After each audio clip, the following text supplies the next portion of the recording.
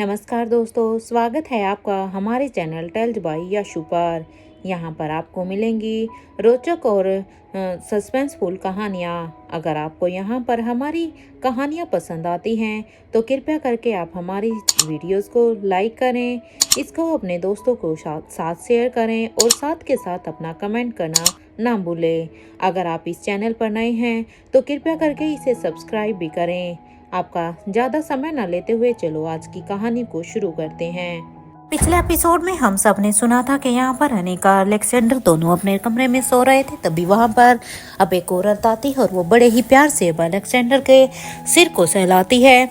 अब जैसे ही वो उसके सिर को सहलाती है तभी अनिका की आंख खुल जाती है और अनिका देखती है। जैसे ही अनिका कहती है कौन हो तुम, वो औरत अब वहाँ से भागने लगती है, लेकिन अनिका ने उसे दबोच लिया था और जैसे ही वो उसके चेहरे से उस कपड़े को हटाती है तो उस चेहरे को देखकर अनिका एकदम से ही हैरान हो जाती है।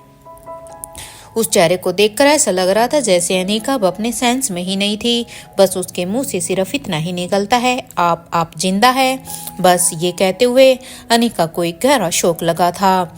अनिका उस औरत को पकड़े हुए अभी अपने ख्यालों में चली जाती है। अनिका भी अपने ख्यालों में गए हुए सोचती है कि ये बात उन दिनों की है जब अनिका किंग के पैलेस में अपनी प्रैक्टिस करने के लिए वहां पर रुकी हुई थी। एक दिन अनिका अपनी फाइटिंग प्रैक्टिस करने के बाद उसे किंग से अपने कुछ सवालों के जवाब पूछने थे।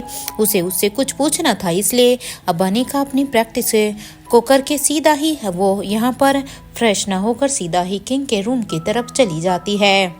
अनिका जब वहाँ पर किंग के कमरे के बाहर पहुँचती है तो किंग के कमरे के बाहर पहुंचकर अनिका अब किंग के रूम के दरवाजे को नॉक करने लगती है। कुछ देर के इंतजार के बाद जब सामने से दरवाजा खुला तो सामने कि ये दरवाजा किंग की स्टैचू ने खोला था। अब किंग की स्टैचू को वहां पर देखकर अब अनिका उस स्टैचू से कहती है किंग कहाँ पर है, मुझे उनसे कुछ बात करनी थी। अब अनिका की इस बात पर अब वो स्टैचू कहती है कि किंग तो अपनी लैब में बिजी हैं, वो शायद कुछ कर रहे हैं, आप अंदर आइए, तब तक आप चाहो तो आप यहाँ पर इंतजार कर सकती हो। अब स्टैचू की ये बात सुनते ही अनिका भी अब किंग के कमरे के अंदर आ जाती है। जब वो अंदर आती है तो वो देखती है कि किंग की स्टैचू उसके रूम की साफ सफाई बड़े ही अच्छी तरह से कर रही थी। अब उस स्टैचू को इस तरह से काम करता हुआ देखकर अब अनिका उससे कहती है मुझे दो, मैं तुम्हारी हेल्प कर दूंगी, क्योंकि मैं भी यहाँ पर खाली बैठ कर क्या करूंगी, जब तक किंग आएंगे तब तक मैं तुम्हारी हेल्प कर देती हूँ, तुम्हारा थोड़ा सा हाथ बटा देती हूँ। अनिका की ये बात सुनते ही अब स्टैचू कहती है नहीं रहने दो, सब हो गया है मैडम, बट हाँ अगर आप खाली नहीं बैठ सकते हो तो वहाँ पर कुछ फोटो फ्रेम रखे हैं, आप उन्हें साफ कर सकती हो। अब इस किंग की स्टैचू की ये बात सुनते ही अब अनिका अपनी जगह से उठती है और अनिका अब उस जगह पर जाकर बैठ जाती है और अब वो एक एक करके वहाँ पर जितने भी फोटो फ्रेम को वहाँ पर उस स्टैचू ने इकट्ठा किया था साफ करने के लिए, उन सभी फोटोज को अब साफ करने लगती है। अनिका जब उन फोटो को साफ करने लगी तो उसके हाथ में यहाँ पर फैली फोटो आर्यन, रिया और अलेक्जेंडर की थी, जब वो तीनों ही डिज्नीलैंड गए हुए थे और कुछ तो इनके बचपन की भी उनमें फोटोज थी। जहाँ अनिका के हाथ में यहाँ पर नन्ही सी रिया थी तो वहीं रोहित के हाथ में नन्हा सा आर्यन और अलेक्जेंडर जिसे किंग ने अपनी गोद में लिया हुआ था। इन तीनों की अलग अलग फोटो को इस तरह से एडिट किया गया था कि मानो ये तीनों ही एक ही फोटो में हैं, क्योंकि उन दिनों रिया को अनिका पाल रही थी तो वहीं आर्यन रोहित के साथ रहता था और अलेक्जेंडर यहाँ पर किंग के साथ, लेकिन किंग ने इसे कुछ इस तरह से एडिट कराया गया था जिसे ये कि फैमिली फोटो फ्रेम में आ गए थे। यहाँ अलेक्जेंडर का हाथ तो किंग के मास्क पर ही था।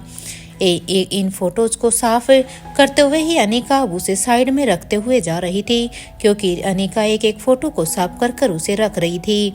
अब वहाँ पर अनिका जब ये सब कर रही थी तो एक फोटो यहाँ पर और एक फोटो यहाँ पर अनिका और रोहित की भी थी। ये फोटो तब की थी जब अनिका और रोहित का सामना पहली बार मनाली में हुआ था। इस फोटो को देखकर तो अब अनिका को याद आ जाता है कि ये तो वही लम्हा था ना जब रोहित ने उसे आर्यन से दूर रहने की धमकी दी थी, क्योंकि ये वो बात थी जब अनिका वहाँ पर मनाली में रहने के लिए आई थी और वहाँ पर प्रेसिडेंशियल स्वीट में जब वो वहाँ पर रहती थी तब रोहित ने साफ साफ उसे कहा था कि वो उसके बेटे से दूर रहे। उस फोटो को साइड में रखते हुए जब वो यहाँ पर दूसरे फ्रेम को साफ करती है तो ये उसकी फैमिली फोटो थी। ये फैमिली फोटो तब की थी जब उसके तीनों ही बच्चों का 6th बर्थडे था। अब इस फोटो को भी साफ करने के बाद अनिका उसे साइड में रख देती है और उसे साइड में रखकर अनिका वैसे ही एक एक करके सभी फोटो फ्रेम को ही साफ करती जा रही थी कि तभी उसकी नज़र अब एक ब्लैक एंड वाइट फोटो पर जाती है। अनिका जब उस फोटो को अपने हाथ में लेती है तो वो देखती है कि ये तो किंग की फोटो है। ये फोटो उस समय की थी जब किंग यहाँ पर खुद अपनी जवानी की अवस्था में थे। अब उस फोटो को साफ करते हुए अनिका सोचती है कि सच में कोई अगर एक ही नज़र में देखे तो उसे भी यही लगेगा एक पल के लिए कि ये मिस्टर मारवाई है, क्योंकि एक पल के लिए तो मुझे भी यही लगा कि सच में ये black and white photo mister Marwah की ही है। किंग के बगल में जो खड़ी है वो सच में कितनी ही खूबसूरत है, मासूम सा चेहरा और उस चेहरे पर चमकता हुआ नूर, बड़ी बिंदियाँ, एक बड़ी सी बिंदी, आंखें और घने लंबे बाल, उसकी बड़ी बड़ी आंखें। अब क्योंकि यहाँ पर जिस फोटो में किंग खड़े थे उनके साथ एक औरत भी खड़ी हुई थी। अनिका ने जब उस औरत को बड़े ही ध्यान से देखा तो काफी हद तक इनके फीचर आयशा मारवा से ही मिल रहे थे। इस फोटो को देखकर अब अनिका समझ गई थी कि ये हो ना हो ये नानी माँ ही होंगी जो यहाँ पर किंग के साथ खड़ी हुई हैं। ये सब सोचते हुए ही अब अनिका वहाँ पर अब उस स्टैचू से कहती है, ये कौन है जो यहाँ पर किंग के साथ खड़ी हुई है इस फोटो में, क्या तुम इन्हें जानती हो? अब अनिका के इस सवाल पर अब वो स्टैचू पीछे मुड़कर अब उस फोटो फ्रेम की तरफ देखती है और जैसे ही वो उस फोटो को देखती है तो वो कहती है कि हाँ मैं जानती हूँ इन्हें, ये हमारी फर्स्ट क्वीन है, queen Ananta, you know she is so beautiful. अब उस स्टैचू की ये बात सुनते ही अनिका कहती है, हाँ खूबसूरत तो ये बहुत हैं, वो तो इनके फोटो में मुझे भी दिखाई दे रहा है। इधर अपने ख्यालों से अनिका जब बाहर आती है तो उसके मुंह से अब सीधे ही निकल जाता है, कविन अनंता, आप यहाँ पर? अनिका की इस बात पर अब वो औरत कुछ भी नहीं कहती है और वो बस अब एक स्माइल कर देती है और वो अब अपनी मीठी सी आवाज में कहती है, अब तो मेरा हाथ छोड़ दो, क्योंकि अब तो तुमने मुझे पहचान भी लिया है। मैं कहीं नहीं भाग रही हूँ, इसलिए प्लीज मेरे हाथ में दर्द हो रहा है, अभी मेरा हाथ छोड़ो। अब तो मेरी चोरी भी पकड़ी गई है ना। ये अब यहाँ पर उसकी ये बात सुनते ही अब अनिका अपनी ग्रिप को थोड़ा सा ढीला कर देती है। यहाँ अब तक भाग्यश्री भी यहाँ पर हो रही आवाजों को सुनकर अब तक वहाँ पर आ जाती है तो उन्हें वहाँ पर देखकर अब अनिका कहती है, डॉक्टर अमृता, क्या आपने इन्हें बचाया था? ये सुनते ही अब भाग्यश्री अपनी मैडम को ही देख रही थी और वो अब आंखों में कुछ कहना चाह रही थी, मानो कि वो अनिका को कुछ बताने के लिए अपनी मैडम से परमिशन मांग रही हो, क्योंकि वो बस आंखों के इशारों से ही बातें कर रही थी। यहाँ जब उस औरत ने अपनी असिस्टेंट को की आंखों में देखा तो वो समझ गई थी कि वो उससे क्या पूछना चाह रही है, इसलिए वो सीधा ही अब अपनी पलकों को हाँ में झपका देती है जिससे उसके असिस्टेंट को उसे बताने की परमिशन मिल जाए। ये देखकर अब भाग्यश्री क्योंकि जब भाग्यश्री अब ये सब देखती है तो वो समझ जाती है कि उसकी मैडम ने उसे परमिशन दे दी है और अब वो अनिका से कहती है, अनिका गुलेरिया, यही डॉक्टर अमृता है, आपकी मेंटोर, या मैं यूँ कहूँ कि आपके गुरु, और आप इनकी इकलौती स्टूडेंट हैं, क्योंकि मैं डॉक्टर अमृता नहीं हूँ, मैं तो इनकी एक असिस्टेंट हूँ। पता है जब आप यहाँ पर आई थी तो मैं तो बस एक जरिया थी आप दोनों के बीच में। अब यहाँ पर भाग्यश्री की ये बात सुनते ही अब अनिका कवीन अनंता की तरफ देखकर अपने दोनों ही हाथों से उनके पाँव छू लेती है, क्योंकि जैसे ही अनिका को पता चला कि उनके असली गुरु तो ये हैं, डॉक्टर अमृता यही हैं और उनसे ही उन्होंने सारी ही शिक्षा प्राप्त की थी, तो अब वो वहाँ पर जल्दी से अपनी की हुई गलती पर कि उन्होंने उसके हाथ को किस तरह से पकड़ा था, वो जल्दी से अब उसके पैरों को छू लेती है और अब उसके पैरों को छूते हुए अब अनिका कहती है, मुझे माफ़ कर दीजिए, मैंने आपको पहचाना नहीं। अब अनिका की ये बात सुनते ही अब डॉक्टर अमृता यानी कि अनंता अनिका को उठाते हुए ही कहती है, उठो उठो अनिका, तुमने आयशा के लिए जो कुछ किया है ना, मैं तुम्हारी कर्जदार हो गई हूँ, क्योंकि तुम्हें मुझसे सॉरी बोलने की कोई भी ज़रूरत नहीं है। इवन मैं तो तुम्हारी खुद एक कर्जदार हूँ कि मेरी बेटी के लिए तुमने इतना सब कुछ किया। अब बताओ तुम्हारे यहाँ आने का मकसद क्या है? क्योंकि अनिका, अगर तुम यहाँ पर आई हो तो ज़रूर तुम्हारा कोई मकसद तो होगा। तुम यहाँ पर सिर्फ अपने बेटे को छोड़ने के लिए ही तो नहीं आई हो ना। अब यहाँ पर डॉक्टर अमृता की इस बात पर अब अनिका कहती है, हाँ मैं यहाँ पर, आपने सही पहचाना, मैं यहाँ पर सिर्फ अपने बेटे को छोड़ने के लिए नहीं आई हूँ, बल्कि मैं यहाँ पर एक मकसद से आई हूँ। क्योंकि बात कुछ ऐसी है कि मुझे एक केमिकल के बारे में पता चला है और मेरा उस केमिकल तक पहुंचना बहुत ही ज़रूरी हो गया है। अब अनिका की ये बात सुनकर अब यहाँ पर कविन अनंता कहती हैं, तो फिर प्रॉब्लम क्या है? अब उसकी बात को सुनकर अब अनिका कहती है, एक्चुअली प्रॉब्लम ये है कि वो केमिकल कंप्लीट नहीं है, वो अभी तक अधूरा केमिकल है। अनिका की ये बात सुनते ही अब अनंता कहती है, उस केमिकल को सिर्फ तुम ही पूरा कर सकती हो।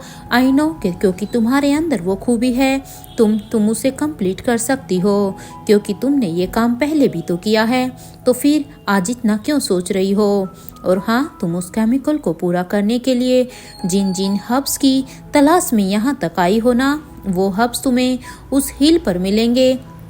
लेकिन हाँ, पहले उनके बारे में तुम अच्छी तरह से जान लो, क्योंकि उन हब्स को यूज़ करने से पहले तुम्हें उनकी सारी ही अच्छी या बुरी सब सारी ही बातों को अच्छे से जान लेना चाहिए कि उन्हें तुम्हें कैसे यूज़ करना है, कितना क्वांटिटी में और किस किस को तुम्हें यूज़ नहीं करना है।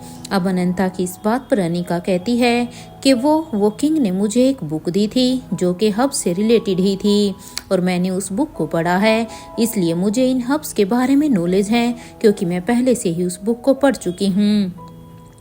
अनिका की इस बात को सुनकर अब यहाँ पर अनंता भी हाँ में अपना सिर हिलाती है और उसके चेहरे पर एक स्माइल आ जाती है और वो कहती है, आई नो कि तुमने उसे ज़रूर पढ़ा ही होगा। मैं भी भला तुमसे ये कैसे बातें कर रही हूँ, क्योंकि जब तुम किंग के पास थी तो किंग ने ज़रूर तुम्हें इस तरह से भी ट्रेन तो ज़रूर किया ही होगा। एनीवे, तुम उन्हें यूज कर सकती हो। ये कहते हुए ही यहाँ पर अब कविन अनंता अब अनिका को उन हब्स को यूज करने की परमिशन दे देती है। इधर अब अनिका भी उन्हें कहती है, थैंक यू सो मच मुझे उन तक पहुँचने के लिए परमिशन देने के लिए। वैसे मेरे ख्याल से अब मैं सही हब सब यहाँ से लेकर आऊँगी, पर बस आप मुझे वहाँ तक कैसे पहुँचना है, कैसे वहाँ तक मैं जा सकती हूँ, ये बता दीजिए। अनिका की इस बात पर अब अनंता कहती है कि अपना रास्ता खुद ढूंढो अनिका, मैं आज भी वही हूँ जिसने तुम्हें चैलेंजेस दिए थे, क्योंकि बरसों पहले तुमने सारे ही चैलेंजेस को पूरा किया था, जिसकी वजह से तुम डॉक्टर अमृता बनी। और मैं आज भी तुम्हें इतना ही कहूँगी कि अपना रास्ता खुद ढूंढो, मैं उसमें तुम्हारी कोई हेल्प नहीं कर सकती। वैसे भी ब्लैक कैट को किसके गाइडेंस की ज़रूरत है, क्योंकि ब्लैक कैट तो जो कुछ करती है अपने आप ही करती है ना अनिका। इस बात पर अब अनिका कविन अनंता की तरफ देखती है और कहती है, पहले मुझे भी यही लगता था कि ब्लैक कैट अपना सारा काम खुद करती है, उसे किसी की गाइडेंस की ज़रूरत नहीं है, और इसलिए इसी वजह से ही मैंने एक गलती की, क्योंकि इस बात की वजह से ही, क्योंकि मुझे कुछ ज़्यादा ही अपने आप पर गुमान हो गया था, इसलिए मैं अकेले ही अपने भाई आकाश कुलेरिया के एक्सीडेंट की वजह का पता लगाने चली गई थी कि ब्लैक कैट को तो किसी से डर ही नहीं लगता और ब्लैक कैट कुछ भी कर सकती है। और उसके बाद क्या हुआ? अनिका ने अभी इतना ही कहा था कि तभी अनिका चुप हो जाती है, लेकिन अब उसके चुप होते ही अब अनंता कहती है, उसके बाद जो भी हो तुम्हारी माँ का फैसला था, क्योंकि उसमें भी तुम्हारी कोई गलती नहीं थी, क्योंकि वो फैसला तुम्हारी माँ ने लिया था और तुमने अपनी माँ को ऐसा करने भी दिया, क्योंकि तुमने अपनी माँ को ये सब करने से रोका भी तो नहीं था ना। तुमने उन्हें रोका नहीं उस वक्त तुम्हें एक बार भी रोहित का ख्याल नहीं आया। हालांकि मैं तो यही कहूँगी कि तुम्हें जिस वक्त तुम्हारी माँ ने तुम्हारी याददाश्त मिटाने का फैसला लिया था उस समय तुम्हें अपनी माँ को रोकना चाहिए था। तुम्हें शायद अंदाजा भी नहीं है कि अगर उस वक्त तुम्हारी याददाश्त नहीं आती ना तो सिकंदर ने तो पूरा का पूरा प्लान ही कर लिया था कि वो स्वाति की उस गलती की क्या सजा देता। क्योंकि तुम्हारी याददाश्त जाने के बाद रोहित ने क्या कुछ नहीं झेला और जिसे देखकर सिकंदर भी कुछ स्वाति मल्होत्रा को एक सजा देना चाहता था। रोहित और बच्चों के जहन से तुम्हारी यादें मिटा देता और इसके बाद तुम कुछ भी नहीं कर पाती। यहाँ दुश्मनों की चालें कम पड़ जाती हैं जो ये स्वाति और सिकंदर दोनों एक दूसरे के दुश्मन बन जाते हैं। मुझे तो सच में इनकी पहेली ही समझ में नहीं आती है। अगर ये दोनों एक दूसरे के साथ मिलकर कुछ करे तो ये क्या कुछ नहीं कर सकते, लेकिन ये दोनों हमेशा एक दूसरे से ही भिड़ते रहते हैं। यहाँ अब अपनी नानी माँ की ये सारी बातें सुनकर तो अब अनिका को एकदम से ही हंसी आ जाती है, क्योंकि एकदम से ही अब अनिका को वो बात याद आ जाती है जब ये किंग और स्वाति दोनों ही यहाँ पर रोहित और अनिका के बदले वहाँ पर रोहित के पैलेस में रहने के लिए आए थे और किस तरह से अनिका ने उन दोनों की लड़ाई देखी थी। उनके बातों को सुनकर तो अब अनिका भी समझ गई थी कि बूढ़े किंग और उसकी माँ एक दूसरे के खिलाफ होना इन्हें बिल्कुल भी अच्छा नहीं लगता है और इनकी यही क्वालिटी विरासत में आयशा माँ को मिली थी। अनिका अब सारी ही बातों को समझते हुए अब उनसे कहती है, क्या मैं आपसे एक सवाल कर सकती हूँ अगर आपकी परमिशन हो तो। इस बात पर अब अनंता कहती है, हाँ अनिका कहो, क्या बात पूछना चाहती हो। इस बात पर अब अनिका कहती है, मैंने कई बार मिस्टर मारवा से जिद की थी कि वो मुझे उस घर में लेकर जाएं जहाँ पर आप आयशा माँ के साथ रहती थी, लेकिन पता है वो मुझे हमेशा ही मना कर देते थे। इनफैक्ट आपकी एक फ़ोटो भी मैंने कभी भी नहीं देखी है, क्योंकि उन्होंने कभी मुझे आपकी एक फ़ोटो भी नहीं दिखाई थी।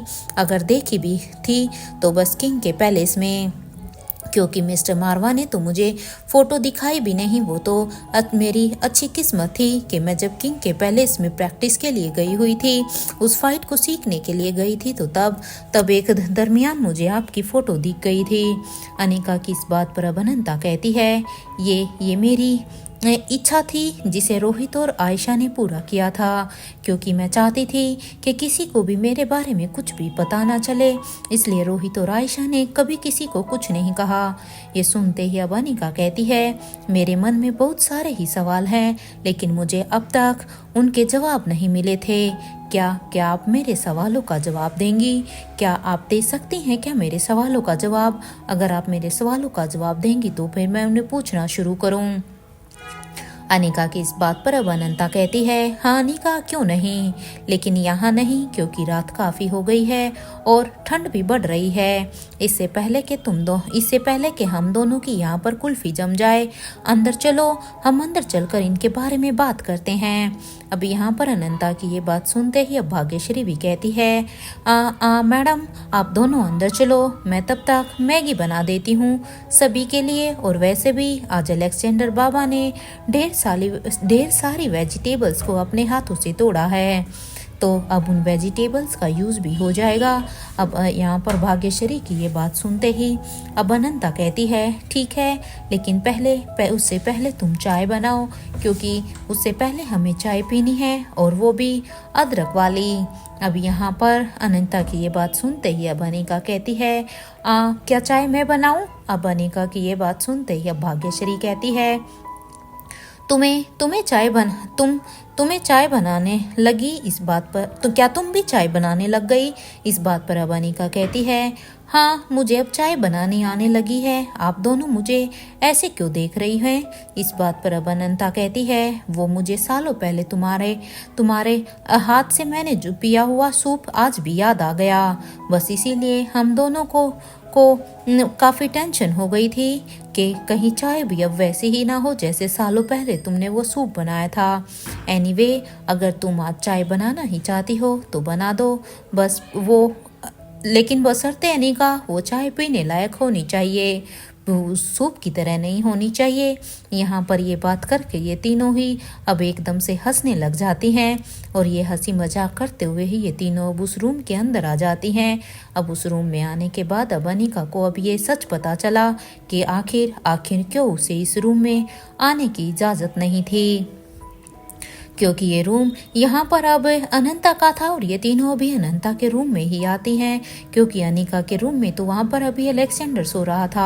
अब अनंता के रूम में आने के बाद अब अनिका वहाँ पर बूढ़े किंग की पूरी फैमिली की फ़ोटो को देखती है। अब उसकी फैमिली को देखकर अब उसकी आंखों में एकदम से नमी आ जाती है और साथ के साथ उसके चेहरे पर एक स्माइल भी थी। यहाँ आने के बाद अब अनिका को सबसे ज़्यादा हैरानी हुई थी राजलक्ष्मी की फ़ोटो को देखकर, क्योंकि यहाँ पर इस फोटो फ्रेम में एक फ़ोटो यहाँ पर राजलक्ष्मी की भी थी। अनिका को अब एक पल के लिए राजलक्ष्मी को उस फोटो में देखकर समझ में नहीं आया कि राजलक्ष्मी यहाँ पर क्या कर रही है, क्योंकि राजलक्ष्मी तो उसकी असिस्टेंट थी ना। इसलिए अब राजलक्ष्मी की फ़ोटो को देखकर अब वो अपनी नानी माँ से कहती है, नानी माँ, राजलक्ष्मी के साथ आपका क्या रिश्ता है, क्योंकि इस फोटो में तो ये राजलक्ष्मी ही है ना। अनिका की इस बात पर अब भाग्यश्री कहती है, आप गलत इंसान से ये सवाल कर रही हैं। अनिका अब भाग्यश्री की ये बात सुनते ही अब अनिका भाग्यश्री की तरफ देखने लगती हैं और अब कहती हैं, इसका मतलब कि आप राजलक्ष्मी की। अनिका ने बस अभी इतना ही कहा था कि तभी अब भाग्यश्री ने हाँ में अपना सिर हिला दिया, क्योंकि भाग्यश्री अब अनिका आगे क्या कहना चाहती थी वो बात वो उसने समझ ली थी कि वो सीधा ये कहना चाहती हैं कि क्या आप राजलक्ष्मी की माँ हैं। अब उसके इस रिएक्शन पर अब अनिका कहती है, आपने राजलक्ष्मी को क्यों छोड़ा था? अगर आप उसकी माँ हैं तो उसके छोड़ने का क्या रीज़न है, और वो भी जब उसे आपकी ज़रूरत थी, क्योंकि आपने उसे एक ज़रूरत के समय पर छोड़ा था। इस बात पर अब भाग्यश्री कहती है कि उस वक्त मेरे लिए अपनी मैडम का साथ देना ज़्यादा ज़रूरी था, इसलिए मैंने उस समय अपनी बेटी को छोड़ा था और उस वक्त मुझे जो सही लगा मैंने बस वो किया। अब आओ और आकर मैडम के लिए वही स्पेशल चाय बनाना, और हाँ अनिका, ध्यान रहे कि उन्हें आपके हाथों की चाय पसंद आनी चाहिए, वरना वो आपके सवालों का जवाब बिल्कुल भी नहीं देगी। और वैसे भी मुझे और मैडम को पता है कि आप अनीकरण फार्मेसी का राज जानना चाहती हैं, क्योंकि आपके इस सवाल के बारे में तो हम पहले से ही जानते हैं और ये आपको मैडम के अलावा और कोई भी नहीं बता सकता है, क्योंकि उसका राज के बारे में तो सिर्फ मैडम को ही पता है, क्योंकि शायद खुद किंग भी तुम्हें शायद ये ना बता पाए। ना ही आपकी माँ और ना ही खुद किंग इसके बारे में जानते हैं, क्योंकि उन्हें खुद सच नहीं पता है कि आखिर अनीकरण का राज क्या है। और वैसे भी जब तक हमारी मैडम ना चाहे तब तक कोई भी इन तक नहीं पहुंच सकता है, क्योंकि अब यहाँ पर आज तक हमारी मैडम तक अगर मैं सच कहूँ तो कोई पहुँच भी नहीं पाया है, खुद किंग भी नहीं। इसलिए मैं बस यही कहूँगी कि तुम चाय बिल्कुल उनके टेस्ट के अकॉर्डिंग ही बनाना। अब भाग्यश्री की ये बात सुनते ही अब अनिका कहती है, हाँ मैं बनाती हूँ चाय और कोशिश करूँगी कि इन्हें वो चाय पसंद आए। या अनिका और भाग्यश्री अभी अपने काम में लग जाती हैं तो वहीं अनंता अभी विंडो से बस चांद को ही देख रही थी, क्योंकि वो विंडो के पास खड़ी होकर बस बाहर की तरफ देख रही थी। इधर चांद की तरफ देखते हुए ही अब वो अनिका से पूछती है, क्या तुम मेरे बच्चे रोहित से प्यार करती हो अनिका? इस बात पर अब अनिका बिना उन्हें देखे ही कहती है, हाँ मैं उन्हें खुद से भी ज़्यादा प्यार करती हूँ। ये सुनते ही अब वो कहती है, फिर तो मेरे ख्याल से तुम्हें अनीकरण फार्मेसी का राज नहीं जानना चाहिए। मैं तुम्हें धर्म संकट में बिल्कुल भी नहीं डालना चाहती हूँ अनिका, क्योंकि अगर तुम रोहित से प्यार करती हो तो फिर तुम्हारे लिए यही अच्छा है कि तुम उस अनीकरण फार्मेसी के राज से दूर ही रहो। अब अपनी नानी माँ की ये बात सुनते ही अब अनिका कहती है, लेकिन मैं उस राज को जानना चाहती हूँ। अगर कोई भी ऐसा धर्म संकट आएगा तो मैं उस धर्म संकट में जाने के लिए बिल्कुल ही तैयार हूँ, क्योंकि मुझे जो सही लगेगा मैं वो कर लूँगी। लेकिन प्लीज़ मैं उस राज को जानना चाहती हूँ। और वैसे भी अनीकरण फार्मेसी से मिस्टर मारवा का क्या लेना देना है नानी माँ? आप प्लीज़ मुझे पूरी बात बताइए, क्योंकि ना जाने कितनी ही तो ऐसी बातें हैं जो मिस्टर मारवा ने खुद मुझे नहीं बताई हैं। इवन कई बार तो मुझे उनकी इन बातों पर गुस्सा भी आता है, क्योंकि मैं हर एक रात आज तक ऐसी कोई भी चीज़ नहीं है, क्योंकि मुझे मेरे हर एक सवाल को जानने के लिए मुझे पहले बहुत ही संघर्ष करना पड़ा है। मुझे मेरे किसी भी सवाल का इजीली जवाब नहीं मिला है। इस बात पर अब अनंता कहती है कि बताऊंगी, मैं तुम्हें सब कुछ बताऊंगी, पहले चाय तो पी लूं तुम्हारे हाथ की, उसके बाद ही मैं तुम्हें सब कुछ बताऊंगी, अगर तुम उसका इलाज के बारे में जानना ही चाहती हो तो। यहाँ ये सुनने के बाद अब अनिका चाय बनाने के लिए अब अपना 100% देती है, क्योंकि अब अनिका अपनी पूरी कोशिश के साथ अब अनिका सोचती है कि वो आज जितनी अच्छी चाय उससे बन सके आज वो उतनी ही अच्छी चाय बनाएगी, क्योंकि आज उसके इतने सारे सवालों से एक सवाल का जवाब इतने सारे सवालों में से एक सवाल का जवाब तो उसे मिलने वाला था। जहाँ एक तरफ यहाँ पर अनिका अपने काम में लगी हुई थी, तो वहीं दूसरी तरफ इंडिया में दिल्ली में गुलेरिया हाउस में अब यहाँ पर कोई किसी से भी अच्छी तरह से बात नहीं कर रहा था। ऐसा जान पड़ रहा था कि सभी एक दूसरे के दुश्मन बन गए हो, क्योंकि जो परिवार पहले एक दूसरे के ऊपर मर मिटने के लिए तैयार रहता था, जो परिवार आज तक एक साथ रह रहा था, वो अब एक दूसरे के खून के प्यासे लग रहे थे। वो बस एक दूसरे की शक्ल भी देखना पसंद नहीं कर रहे थे, और इन सब को देखकर अब राजीव काफ़ी ही परेशान हो रहा था। वो यहाँ पर अब आकाश गुलेरिया के पर्सनल ऑफिस में बैठकर कुछ सोच रहा था कि कैसे कैसे उसे करण के ऊपर शक हुआ था। ये सोचते हुए ही राजीव अब उस दिन के ख्याल में चला जाता है जब वो गुलेरिया हाउस आया था और उसने सभी से उस वक्त की सीसीटीवी फुटेज को मांगा था, क्योंकि जब करण गुलेरिया ने रोहित को छत से धक्का दिया था तो वहाँ पर मारवा परिवार के लोग मारवा परिवार में तो वहीं बच्चों को मारवा परिवार में भेज दिया था, तो वहीं मल्होत्रा परिवार भी वापस अपने घर चला गया था। तो वहाँ पर आखिर ऐसा क्या हुआ वो सब देखने के लिए राजीव गुलेरिया ने सीसीटीवी फुटेज को मंगाया था। जब करण गुलेरिया ने रोहित को धक्का दिया था, राजीव की बात सुनकर अब आकाश कहता है आप मेरे साथ चलिए, मैं आपको सिक्योरिटी रूम में लेकर चलता हूँ। उस दिन ये सुनते ही राजीव भी अब आकाश के पीछे पीछे जाने लगता है, तो वहीं महेंद्र पीरामल भी अब राजीव के साथ साथ ही उस रूम में जाने लगता है। कुछ देर की वॉकिंग डिस्टेंस के बाद जैसे ही वो सभी उस रूम में पहुंचते हैं तो वहां पर चेयर पर एक गार्ड बैठकर सब कुछ मैनेज कर रहा था। उसे देखकर अब आकाश गुलेरिया उस गार्ड को कहता है तुम तब की फुटेज को निकालो जब रोहित मारवा यहाँ पर आया था। आकाश गुलेरिया की ये बात सुनते ही अब वो गार्ड कहता है हाँ सर, मैं अभी निकाल देता हूँ। और ये सुनते ही वो गार्ड अब अपने कंप्यूटर से अब उस वक्त की वीडियो को ओपन कर देता है और अब राजीव से कहता है सर आप यहाँ पर बैठ जाइए और आप ध्यान से जो चीज़ आप यहाँ पर देखना चाहते हैं प्लीज़ आप वो बड़े ही ध्यान से बैठकर देखिए। ये कहते हुए ही वो गार्ड अब अपनी जगह से उठ जाता है, तो वहीं उस गार्ड के अपनी जगह से उठने के बाद अब राजीव उसकी जगह पर बैठ जाता है और उस चेयर पर बैठने के बाद अब राजीव बड़े ही ध्यान से अब उस पूरे ही वीडियो को जूम कर देख रहे थे कि तभी उन्हें आवाज़ आती है कि जो कि महेंद्र पीरामल की थी, जो कि अब पीछे से कह रहा था भाई रिवाइंड कर, एक बार पीछे की तरफ इस वीडियो को देख। और हाँ, जब करण ने रोहित को धक्का दिया था उसे जूम कर, क्योंकि मुझे कुछ दिखाई दिया है।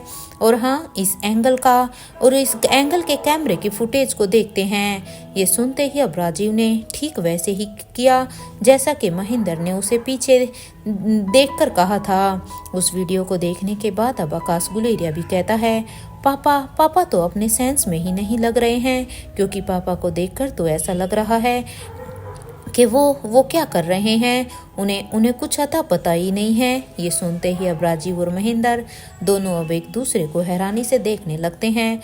और यहाँ अब राजीव कहता है ये कहीं उसने ही तो नहीं किया है, क्योंकि अब राजीव और महेंद्र को शक हो जाता है कि कहीं ये उस हरी आंख वाली औरत ने तो नहीं किया। इस बात पर अब महेंद्र भी कहता है हाँ भाई, हो सकता है, तू गाड़ी निकाल, मैं अपने रूम से कुछ लेकर अभी के अभी आता हूँ।